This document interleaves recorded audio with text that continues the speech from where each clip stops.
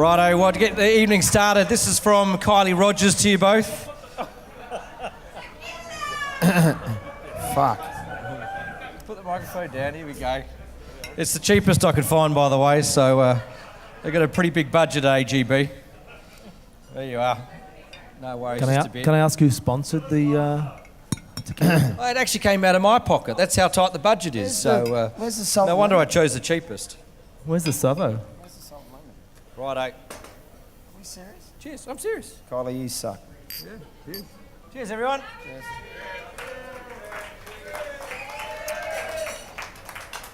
Oh. Can I have the lemon, please? Sorry, there is no lemon and salt. We didn't. I told you we had a tight budget. Anyway, thank you very much for joining me on stage. Look, both of you have obviously been in Macau and also gaming in general for a very long time.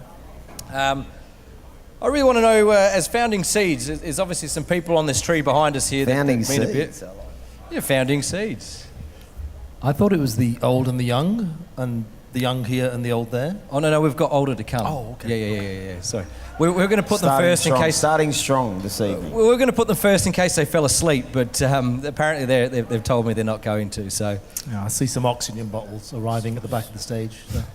That's Later. Oxygen's for us, mate, by the time I'm finished, anyway. So look, Chris, let's tell me where you started. I believe you started Vidco Gaming back in the day. Was that your first gog in the game? I started at a club. I started at a sailing club as a gaming manager, or actually a glassy, then went to a gaming manager. Actually went to a cellarman, to a gaming manager, and then into saw a little ad in a paper, and like for a company car, and I started as selling slot machines, and then selling slot machines in New South Wales ended up me here. So very humble beginnings. And could you please just enlighten me on how you found out that you were moving to Macau? Interesting story.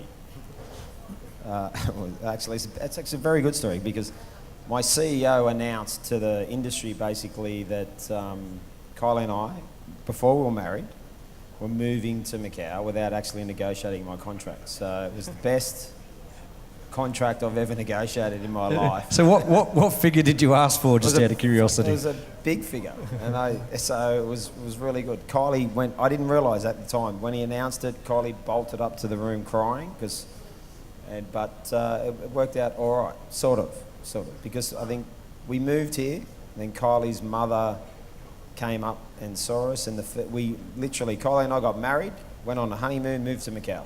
So glad you got that in order, you know. No, don't and want then to forget Kylie's that. mother comes up for the first trip and basically said to me, "You've got my daughter living in a shithole." So that's how our Macau venture started. So it was really good.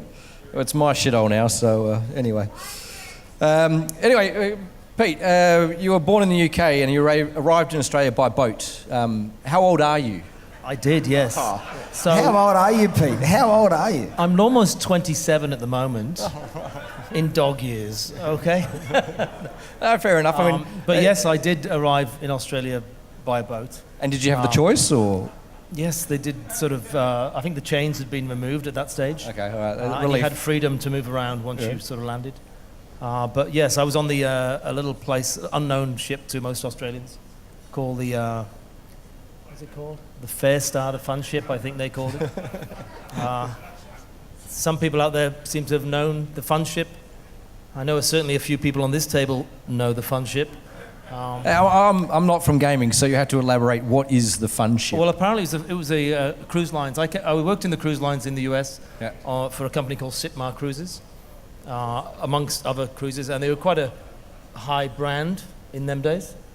Yet the big thing was you have to go to try out the Sitmar cruise out of the South Pacific, which I was like, wow, this must be fantastic. But I had to have 2 days training in the US, and I've been in the US about 3 years. And the big thing they talked about was this culture shock. They said, you've got to be prepared for the culture shock. And I was like, well, what is a culture shock? I'm not, not aware. I've been on a cruise ship. The average age is 72. 72 people died each cruise, and that was life. And then I arrived in Australia. I think I had a hotel in a place called King's Cross on a Saturday night. Oh, it was A place called King Cross. And sure, it was as clean as it is these days, right? I was 22 years old and still a virgin, so. Bullshit. To Australia, okay? So I spent a night in the Cross and went, wow, is this the culture shock? And then the next day I joined the Fair Start and realized, no, that was not the culture shock. The culture shock was the Fair Start. So, just getting back to some of your early days, you've actually known Chris Rogers for longer than Chris has known Kylie. I have. Yeah. Oh, I didn't. Yeah. I did. Oh. Yes. Did you know that, Chris? Did you work it out? Of course I knew that. Yeah. And who might I say has been the first person to sell you a slot machine? I think I bought Chris's first slot machine from him. No? No, you didn't. My Well, he first sold me slot my sale first one. was Forestville RSL, 6 machines. 6. Fantastic. It They was bought like 6? six Vicos, and they were shit machines too. Well, can I say? But I'll tell you right now, it's not like aristocrat guys who can fucking. They've got all the best performing. My machines were shit, and I sold 6, and it was the biggest sale of the company's history. And there was a guy when I started, he'd been there for a year, hadn't sold anything, and I sold 6 machines to Forestville RSL, and I'll never fucking forget it. It was fantastic. Well, I don't think you can beat the deal that you give me. You bought shit after that, which Can is I even just better. say, I didn't buy the first 4 machines for a club I was working with. My CEO, Peter Strachan, had a deal with his Wanker. friend on the North Coast and bought them off an agency. They bought the 4 Vidcos that So you didn't shipped. buy them from Chris, you bought No. them from Chris's agent. But they were the worst machines I've ever bought in my life. As you can see, And Chris spent 2 years. Pete, you're a perfect example, right? You spent Anyone 2 who's ever years? dealt with Peter, very complicated negotiations, right? Just exactly how you explain that, right? It's like, I sold you something. It's just, you're a very complicated person. You spent 2 years trying to sell me an upgrade to the 4 machines I bought. Did you buy it? I did. And you gave me the Yeah. best deal in the whole of my life. There you go. I think there's the best trading deal I've ever done. So. I think that didn't he actually sell the machines, then offered to buy the machines back at more than what He did. Yes. with an upgrade. Yeah. And a free ticket to Macau. So you Yeah, so I was really happy when I heard Pete was coming in Macau. It was like, fantastic. Fuck. so anyway, you've got one person that you've actually nominated, Peter, is Nathan Carl. I know there's a lot of photos of the two of you going up on the screen at the moment, and he's obviously been someone that you've brought up through the ranks in your time. But when did you first meet him, and what was he like? I was a baby, and Nathan was like 20 at the time. And Nathan Carl, yes. Is he here tonight, Nathan? He's just down there. I just saw him earlier. There he is, right there in the middle of the room. Nathan, There you can are. you stand up, please? Because they have served the entrees, Nathan, and We can't see shit with these lights. No, they've done that for a reason, because there's actually no one sitting out there. They're just playing loops over and over and over and over. But so Nathan Carl, where'd you first meet him, by the way, before you? Okay, so when I first got off ships into Australia, I worked for a company called the Epping Club. Epping Club would be in little brackets. Epping Club being, is it a big sports facility? I was sold on this big American sort of country club venture from a person I met on a gaming show in Australia. And I went to find this big country club in Epping, which is a long way from where I was living, which was in the city. So you've gone from King's Cross to Epping. Yes. You've gone from the bright And lights, I'd moved the to the neon. North Shore by this time, so. Oh, yeah, okay. So compared to King's Cross and North Shore, how was Epping? Epping was like a trip from here to, say, Kolawang. Mongolia. It was a long trip. But anyway, I found this place, and apparently it was called the RSL Club, which I didn't know what RSL stood for. No disrespect at all, okay? But I didn't at that stage, and I realized that what the club industry was and what it stood for, because I was actually stuck to the carpet at the same time.